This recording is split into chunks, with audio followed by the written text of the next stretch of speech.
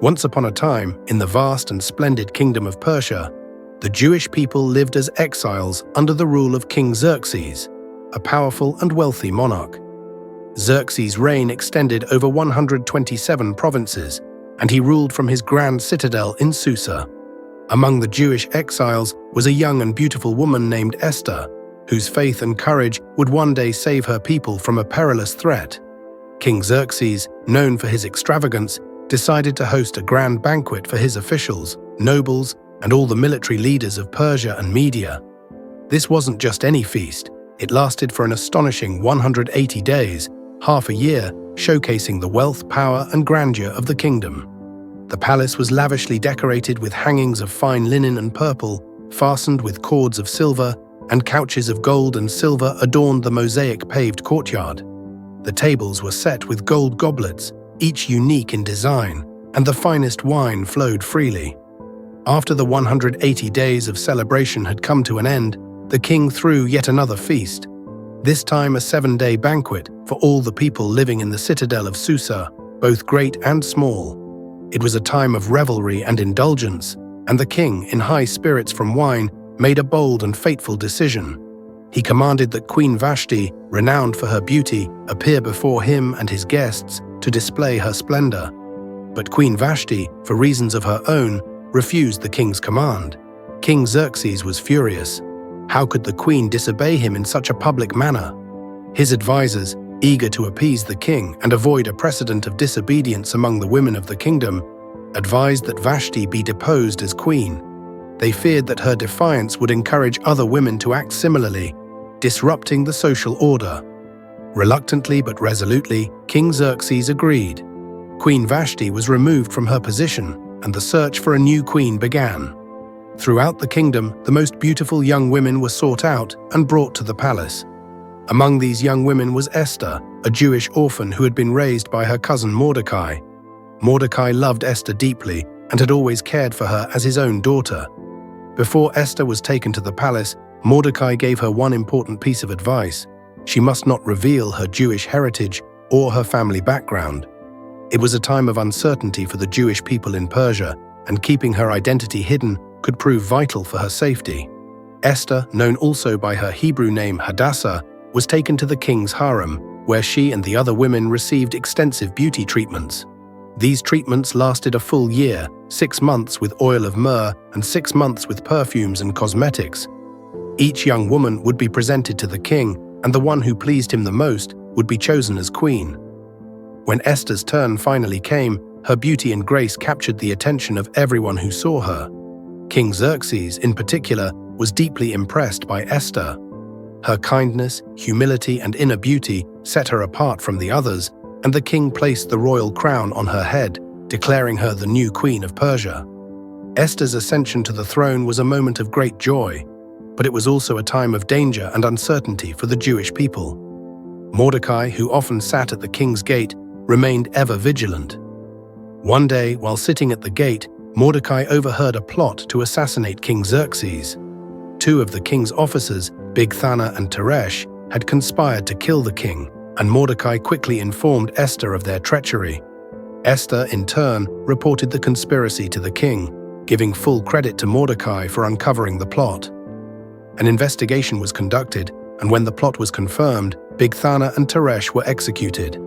This event was recorded in the Book of the Annals, a record of the king's reign, though no immediate reward was given to Mordecai. Around this time, a man named Haman rose to power in the Persian court. Haman was an ambitious and arrogant man, and King Xerxes elevated him to the highest position of authority in the kingdom, second only to the king himself. The king ordered that all the royal officials at the gate must bow down and pay homage to Haman, a command that everyone obeyed. Everyone, that is, except Mordecai. Mordecai, out of loyalty to God and his Jewish faith, refused to bow to Haman, for he believed that one should bow only to the Almighty. Haman was furious when he learned of Mordecai's defiance. His pride was wounded, and he sought revenge, not only against Mordecai, but against all the Jewish people. Haman's hatred for Mordecai extended to the entire Jewish population of the Persian Empire, and he began plotting their destruction. Using his position of power, Haman went to King Xerxes with a cunning proposal. "There is a certain people," Haman told the king, "dispersed and scattered among the provinces of your kingdom. Their customs are different from those of all other people, and they do not obey the king's laws. It is not in the king's best interest to tolerate them." Haman further suggested that a decree be issued to destroy this people, and he offered to pay 10,000 talents of silver into the royal treasury to fund the operation. King Xerxes, trusting Haman's judgment and unaware that the people Haman sought to destroy were the Jews, agreed to the plan. He gave Haman his signet ring, a symbol of the king's authority, and allowed him to seal the decree.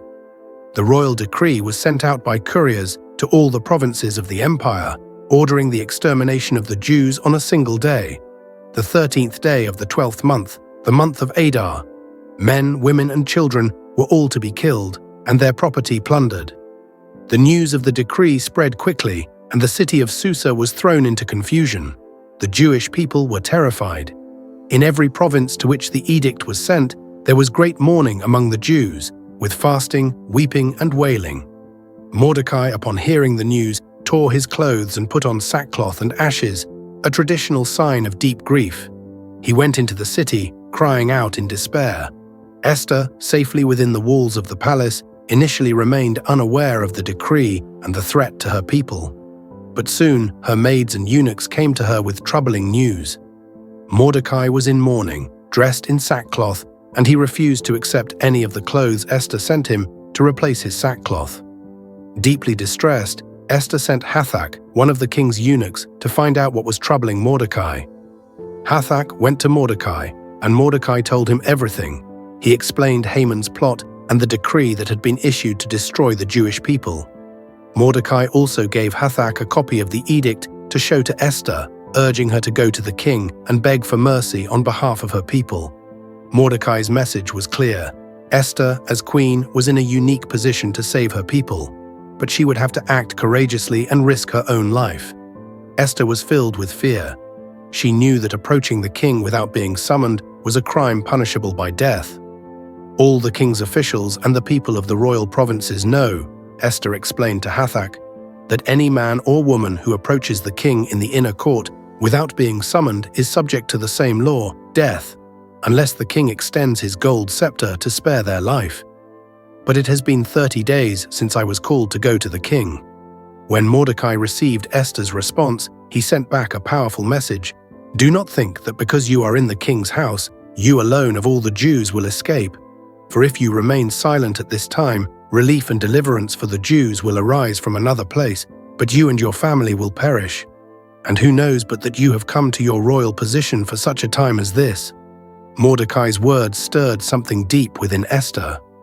She realized that perhaps she had been placed in her position as queen not by chance, but for this very moment.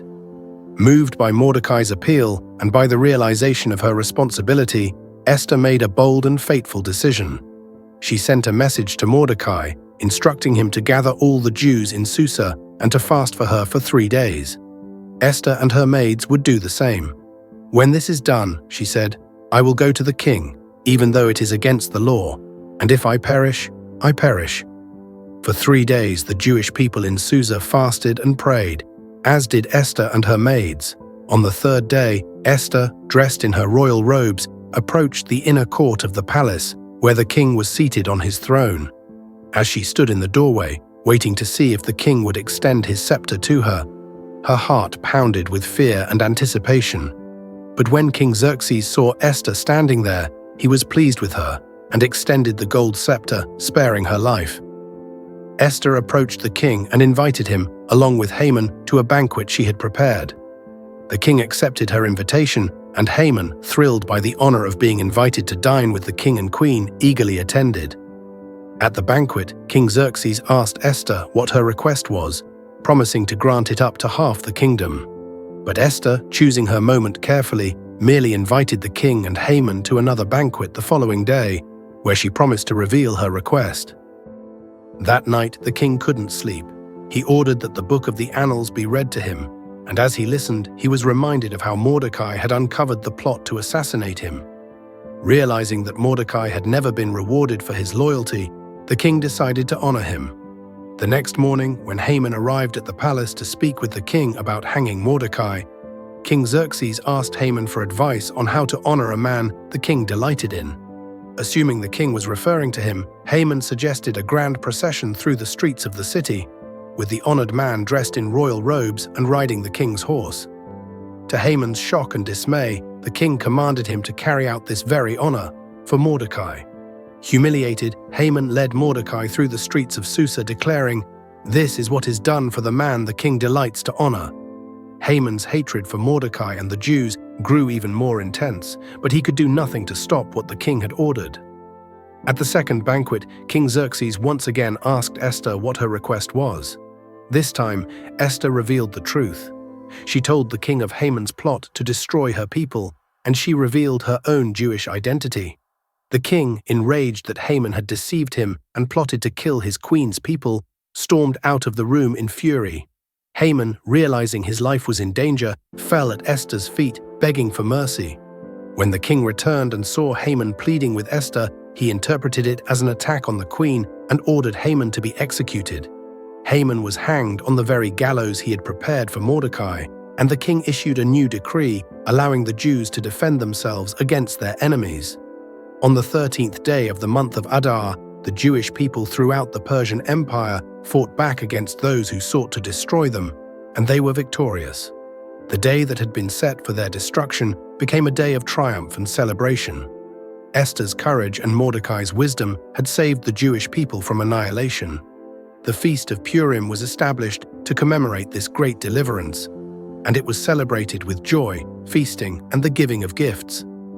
Esther's story became a lasting testament to the power of faith, courage, and the belief that, even in the most dire of circumstances, deliverance can come from unexpected places.